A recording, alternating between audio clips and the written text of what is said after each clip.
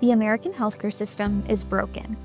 The US spends 18% of GDP on healthcare, with health outcomes not matching the spend.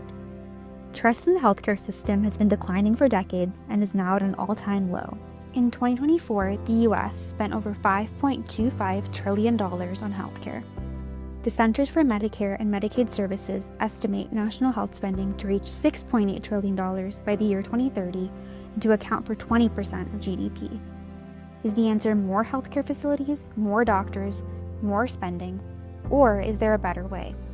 Can we do more with less? Is there a country that is doing healthcare right? What is driving up the costs? Healthcare in the US is characterized by choice, the choice of personalized health plans. These plans not only confuse the consumer, many make poor choices that may inadvertently increase out-of-pocket costs. The choice that the people need are not personalized healthcare plans, but the choice to see the doctor we want to get the care we need at a price we can afford. There are 4 distinct models for delivering healthcare. The UK implements a Beveridge model where the National Health Service provides universal healthcare. Canada implements a Tommy Douglas model that the government provides universal health insurance and is a single payer for medical procedures. Germany implements a Bismarck model where the insurance is non-profit and healthcare providers are private. The out-of-pocket model is prevalent in most countries of the Global South. Each of the models is practiced in the US for different population segments. The Veterans Health Administration runs an integrated healthcare system similar to the UK model. Medicare is a single-payer model available to seniors over 65 and is similar to the Canada model. Employer-based plans that offer private health insurance are similar to the German model. The out-of-pocket model is used for procedures like cosmetic surgery, which are typically not covered by insurance. We can use US healthcare data to get insights into costs for each of these models.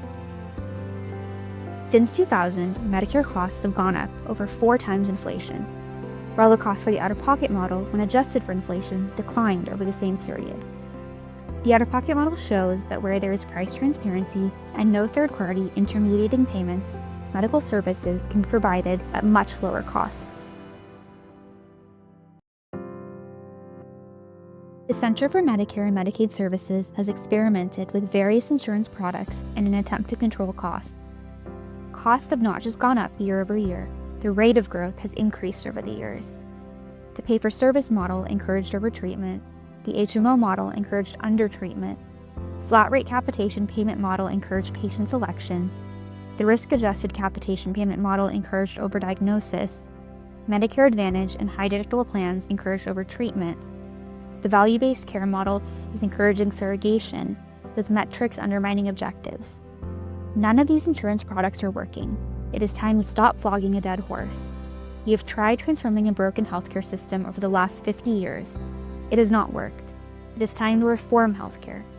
Can we create a new model that has the price transparency and market efficiency of the out-of-pocket model that lets us see the doctor we want to get the care we need while keeping costs affordable? To make healthcare universal and affordable, 3 fundamental issues need to be addressed. Health insurance must be disentangled from employment.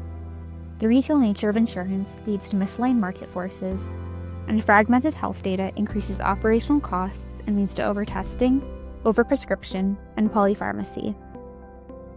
The Direct Care Capitation Payment model decouples health insurance from employment and changes the retail nature of insurance. Families pay a subscription fee directly to a primary healthcare center of their choice. It is a primary healthcare center that buys insurance that covers secondary and tertiary care.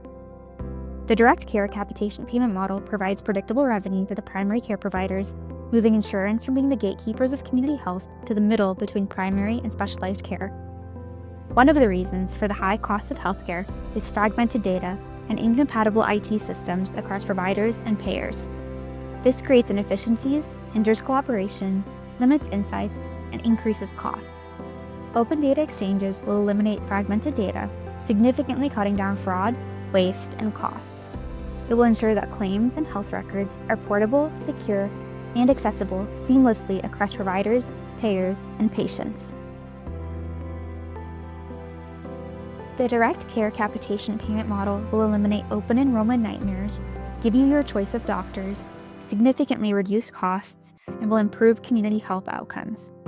Market forces will balance the mix of generalists and specialists, align profits with quality of care and health outcomes, and allow and incentivize providers to innovate and move focus back to primary care and community health.